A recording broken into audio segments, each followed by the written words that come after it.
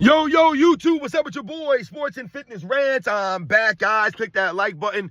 Subscribe to my channel. What's up, y'all? Welcome back, guys.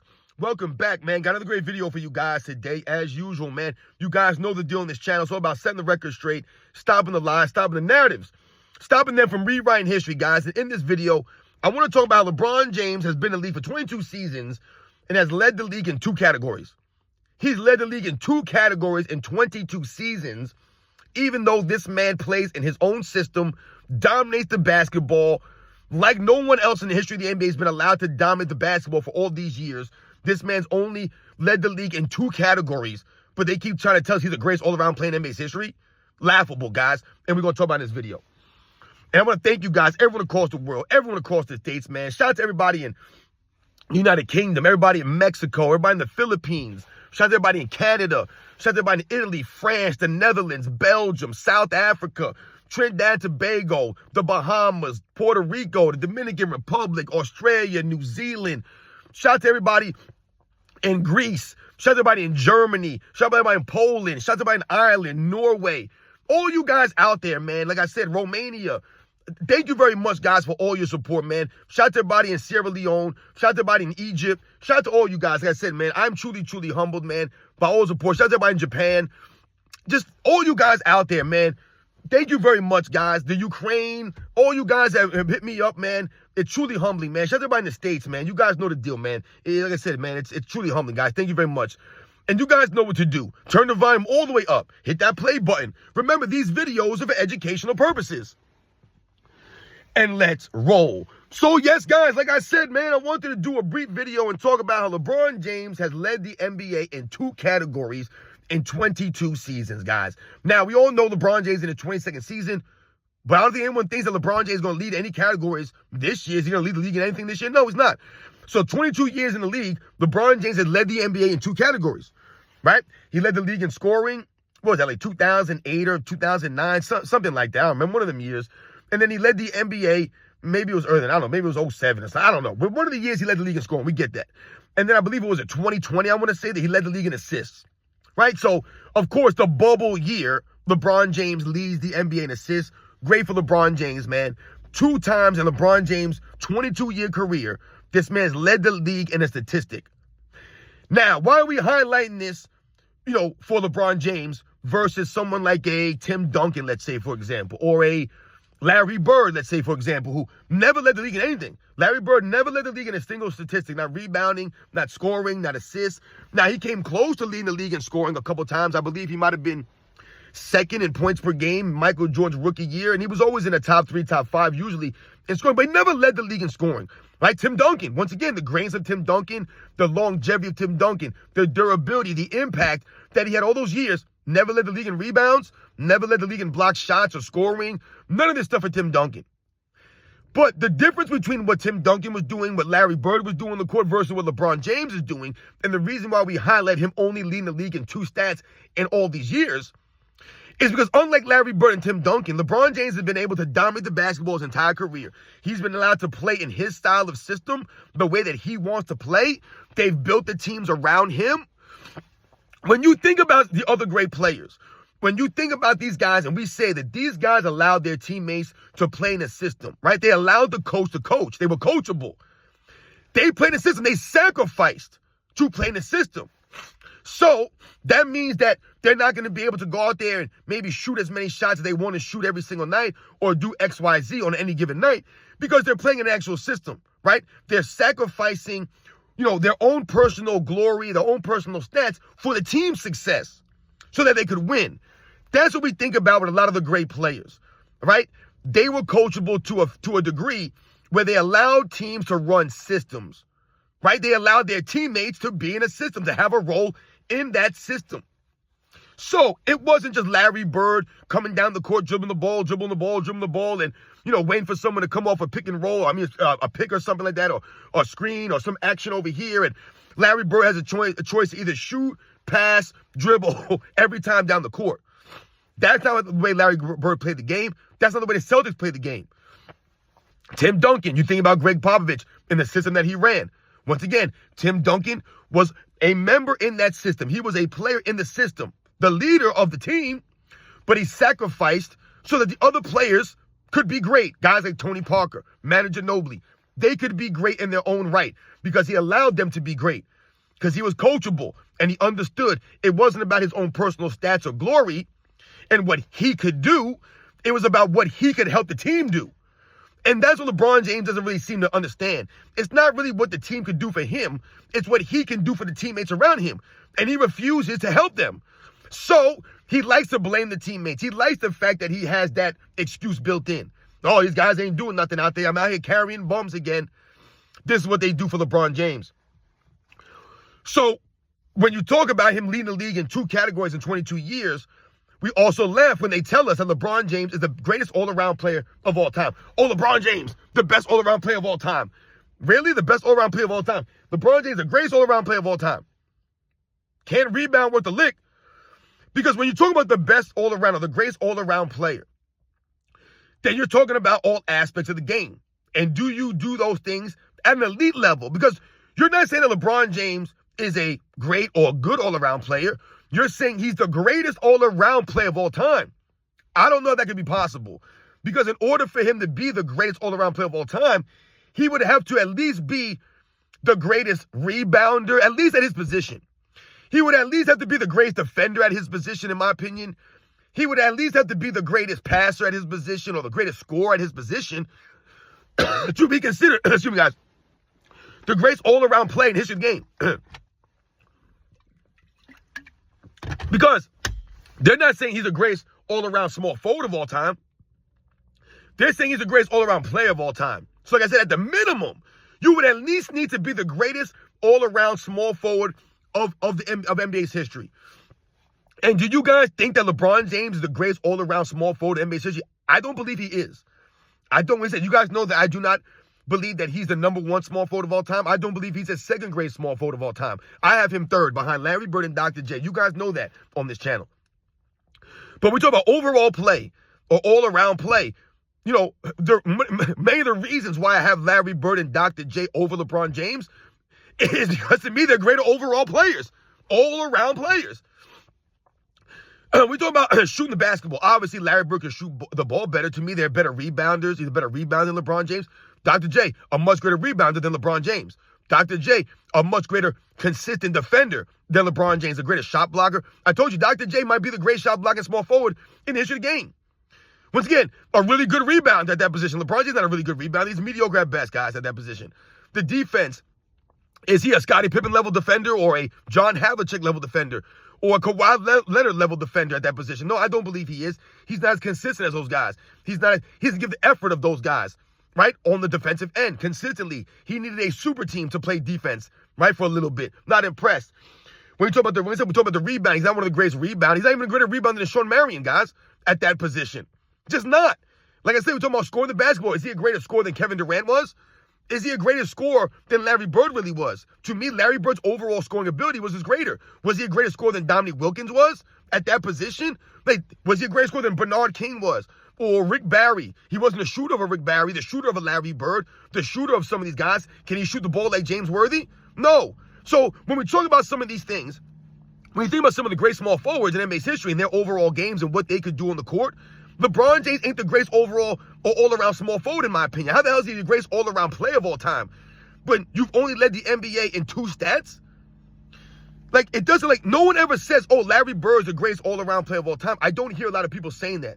I hear a lot of people saying that Larry Bird might be the greatest player of all time. I've heard people say, oh, I got Larry Bird as my greatest, as the GOAT. I got no problem with that. You hear people saying that Larry Bird might be the most clutch player of all time. I got no problem with that. I'm taking Michael Jordan, but I got no problem with that. But I've never heard anyone say, oh, Larry Bird, the greatest all-around player of all time. Never heard anyone say those kinds of things, man. But for LeBron James, they'll say that. And to me, like I said, Larry Bird was a greater overall player than LeBron James. Shooting, rebounding, passing, leadership.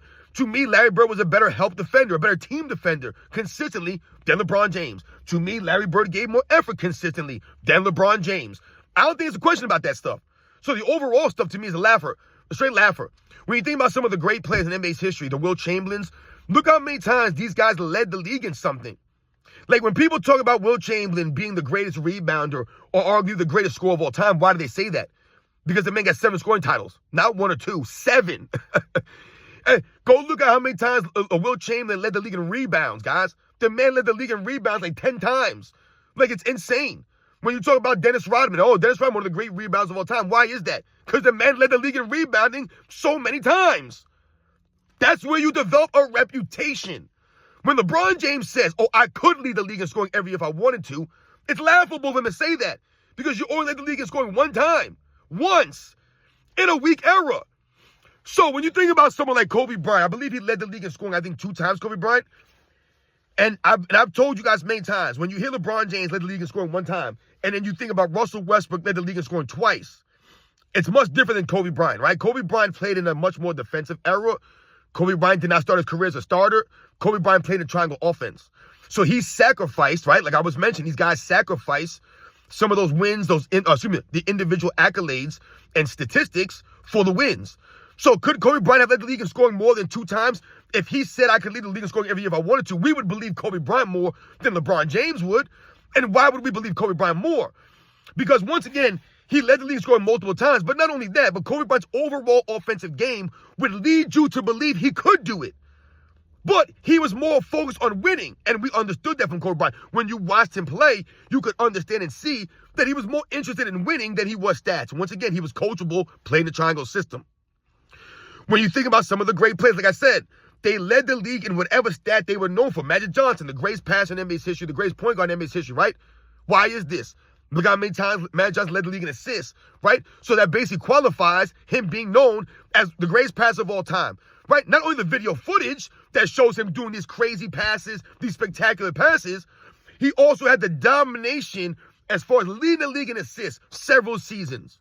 John Stockton, several seasons leading the league in assists. That's why he's known as a great assist man, right?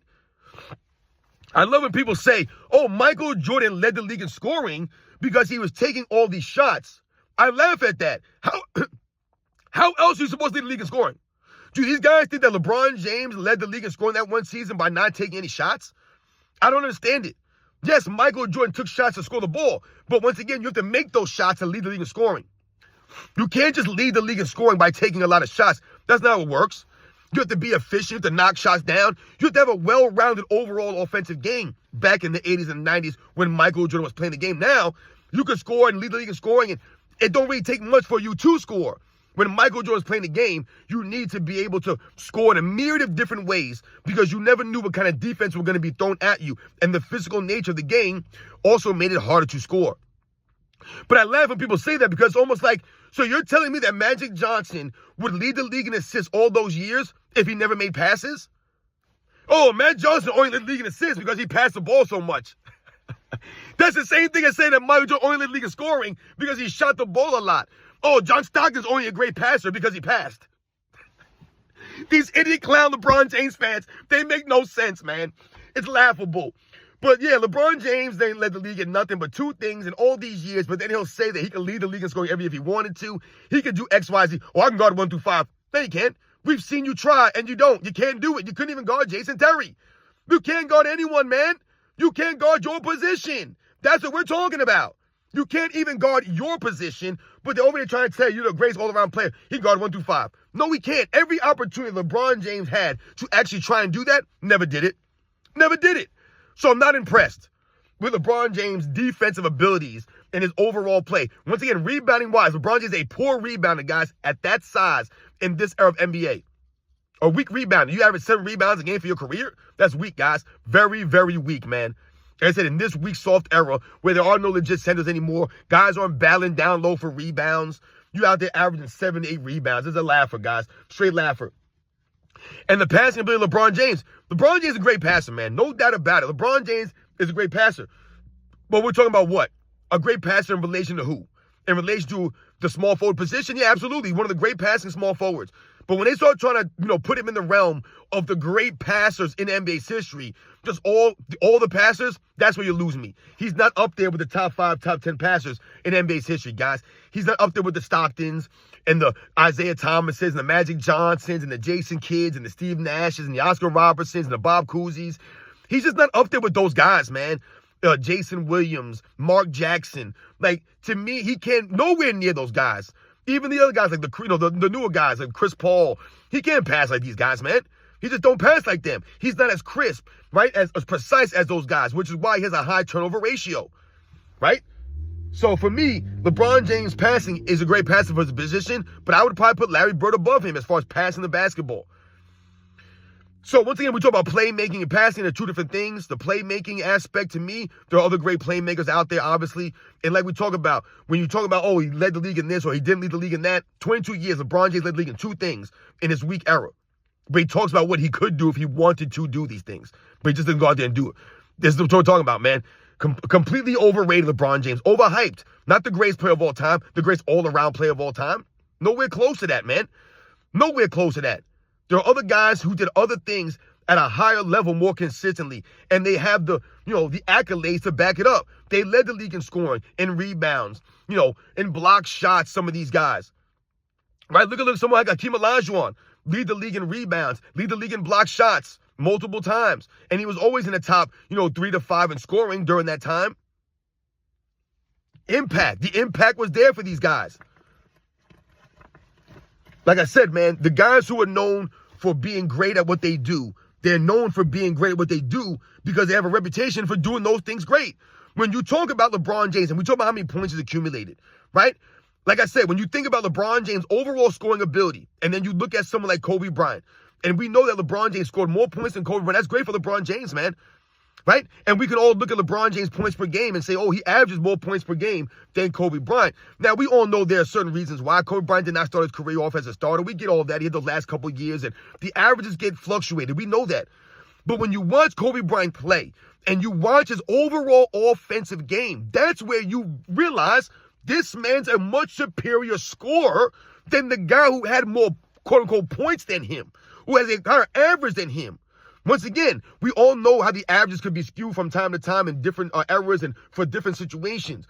But when you watch Kobe Bryant score, there's no one that can argue that Kobe Bryant's overall game was not greater than LeBron James' overall offensive game. LeBron James don't have the footwork, the crisp precision of Kobe Bryant. He don't have the overall game of Kobe Bryant. He just doesn't have the moves. He doesn't have the mid-range game. To me, Kobe Bryant finished under the rim better. LeBron James missed a lot of layups, man. A lot of layups. We all know Kobe Bryant was just a greater shooter than LeBron James. Those are the facts. Kobe Bryant shooting in the mid-80s from the free throw line. LeBron James in the low 70s, man.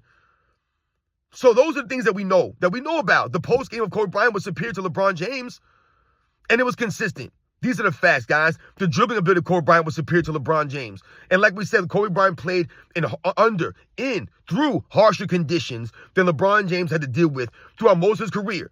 Because like I said, let's be clear here. Half of LeBron James' career has been played in the soft era of NBA, guys. And like I said, this man's been getting help from the referees and the NBA his entire career. You guys know these are facts. LeBron James led the league in 2 things in 22 seasons. 2 things in 22 seasons. Hasn't made an all-defensive team in his 30s. Hasn't won an MVP in his 30s. That's the greatest all-around player of all time? Laughable, guys. Laughable. All those turnovers. I don't want to hear about those assist numbers, man. You guys know the deal, man. I'll catch you guys on the next one.